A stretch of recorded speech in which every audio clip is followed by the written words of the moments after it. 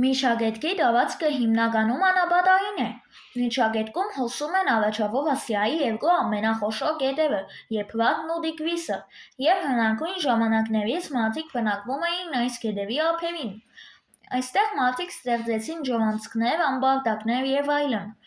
Միջագետքի հնագույն բնակիչները շումերներն էին։ Քրիստոսից առաջ 4-5-րդ հազարամյակներում կազմավորվեցին առաջին պետությունները՝ Քիշը, Ուրը և այլն։ Շումերները կարողացան ստեղծել ընդարձակ ոռոգման համակարգ և զարգացած տնտեսություն։ Տնտեսության վերելքը նպաստեց գրի ստեղծմանը։ Քրիստոսից առաջ 2-րդ հազարամյակի կեսերին արևմուտքից միջագետք եկան նոր ցեղեր, որոնց առաջնորդ Սարգոնը միավորեց Միջագետքը։ Նա հիմնեց Ակկադի թագավորությունը Ակկադի մայրաքաղաքով։ Նա ստեղծեց առաջին արհեստավարժ բանակը, որը կազմված էր 5400 զինվորից։